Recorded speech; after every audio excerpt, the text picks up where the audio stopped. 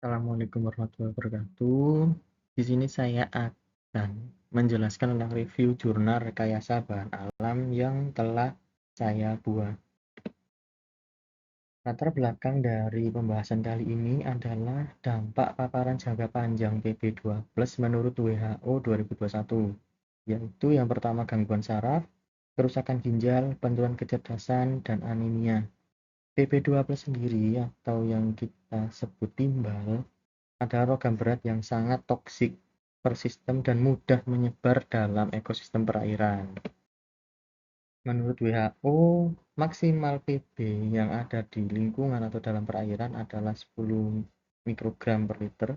Kalau menurut Permenkes 492 tahun 2010 adalah 0,01 mg per liter untuk air minum, sedangkan peraturan pemerintah nomor 22 tahun 2021 untuk air limbah industri adalah 0,03 sampai 0,05 mg per liter.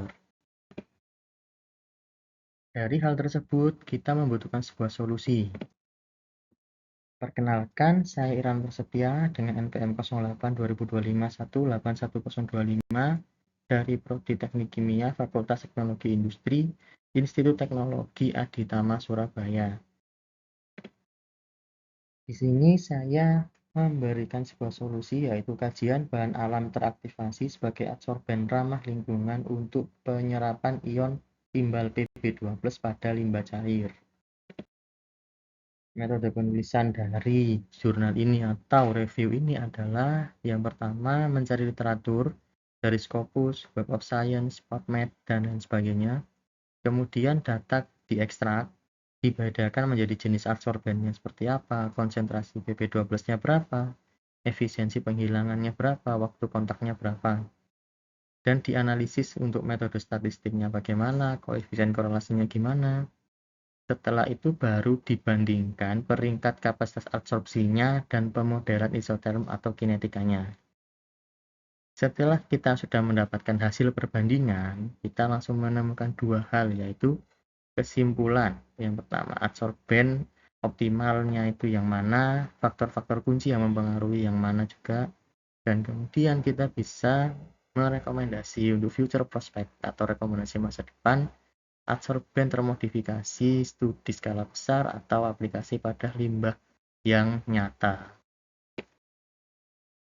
Dari penelitian sebelumnya, disebutkan bahwa beberapa bahan alam itu bisa menyerap Pp2+ seperti sekam padi, kulit pisang, enceng gondok, dan karbon aktif dari terpurung kelapa.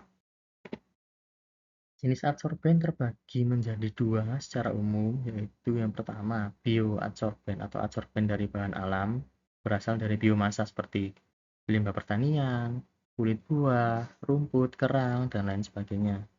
Sedangkan karbon aktif adalah hasil karbonisasi dan aktivasi biomasa dari seperti tempurung kelapa, kayu. Sumber material adsorben terbagi menjadi tiga, yaitu tumbuhan, hewan, dan mineral lain. Nah, pada pembahasan kali ini kita fokus di sumber material tumbuhan. Pada tumbuhan, struktur lignoselulosa adalah hal penting untuk membuat adsorben, sehingga sedikit banyaknya adsorben yang dibuat dan sedikit banyaknya kemampuan adsorben dalam menyerap Pp2+ tergantung pada struktur lignoselulosanya. Seperti ini teman-teman, sehingga dari sebuah tanaman itu pasti mereka memiliki kandungan lignin, selulosa, dan hemiselulosa. Mereka adalah struktur utama penyusun tanaman tersebut. Selulosa sendiri memiliki gugus fungsional penting, yaitu OH dan O. Selulosa bisa berinteraksi dengan ion logam melalui ikatan hidrogen dan gaya elektrostatik. Dia bisa menyerap lebih banyak, lokasi penyerapan dan luas permukaannya juga tinggi karena dia memiliki struktur selulosa berserat. Nah, polutan yang berserat biasanya polutan yang diserap biasanya ion logam berat seperti Pb, koper, dan kadmium. Sedangkan untuk hemiselulosa sendiri sebetulnya hampir sama seperti selulosa, cuman di hemiselulosa itu struktur amorfnya berpori dan mudah saat aktivasi. Sehingga yang lignin tadi itu untuk kemampuan adsorb dari adsorben, sedangkan hemiselulosa ini adalah tempat adsorbennya menyerap Pb2+ tadi. Sedangkan untuk lignin, ini untuk Pb2+ tidak begitu bisa diandalkan. Di lignin lebih ke arah fungsional aktif seperti fenolik, metoksil, dan aldehid dan keton. Di sini saya akan menjelaskan secara singkat, secara umum pembuatan adsorben dari bahan alam tersebut. Yang pertama dari pemilihan bahan baku. Kemudian bahan baku itu dilihat apakah basah atau sudah kering. Kalau memang masih basah, harus melalui proses pengeringan hingga kadar airnya 20%. Setelah itu pengecilan ukuran partikel biasanya dicacah. Setelah itu proses pirolisis. Setelah pirolisis pengeringan atau pendinginan, kemudian dilakukan aktivasi bahan kimia atau tidak. Setelah selesai aktivasi atau mungkin tidak di treatment aktivasi, baru dianalisis karakteristiknya. Hasil bioadsorben memang dari jurnal yang sudah saya review menunjukkan bahwa hampir semua adsorben alami memiliki afinitas yang tinggi terhadap ion Pb2+. Namun efisiensinya bisa ditingkatkan secara signifikan melalui modifikasi kimia atau fisika. Ini adalah hasil adsorben yang sudah dimodifikasi seperti eceng gondok, sekam padi, ampas tebu, bambu, sabut atau kulit kelapa, kulit pisang, tongkol jagung. Hampir semuanya memiliki efisiensi lebih dari 90%. Ini daya serapnya untuk persentase penyerapan Pb2+. Contohnya seperti ini, ada salah satu grafik yang itu di titik 250%. Itu karena dia memiliki 2 aktivator kimia. Dibandingkan adsorben-adsorben yang lain hanya 1 aktivator kimia saja. Sedangkan ini temperatur pirolisis adalah temperatur pembuatan adsorben tersebut. Ada yang sampai 800, ada yang cuma sampai 200 tergantung ketahanan bahan baku tersebut. Ini adalah ruas permukaan dari berbagai adsorben. Kondisi optimum mekanisme adsorpsi biasanya pH-nya harus 4-6.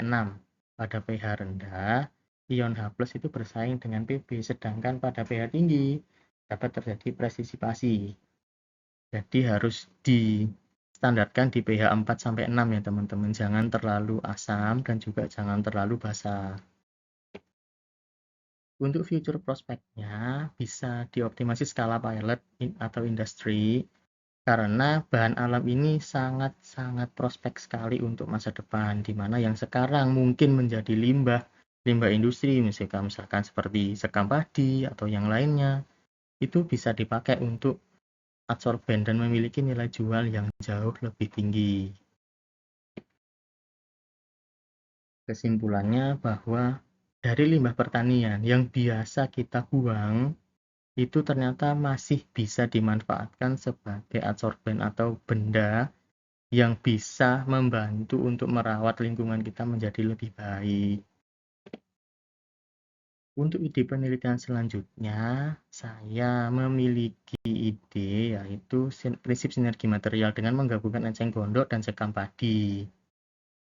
Kenapa kok harus kedua hal itu? Karena komposisi silika pada sekam padi sekitar 20% dan lignin pada eceng gondok bisa mencapai 15%. Hal ini memungkinkan pembuatan adsorben yang tahan terhadap panas dan memiliki struktur makro yang besar.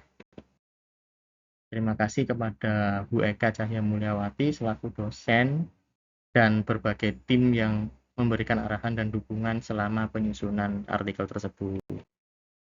Ayo bergabung di Teknik Kimia ITA. Terima kasih.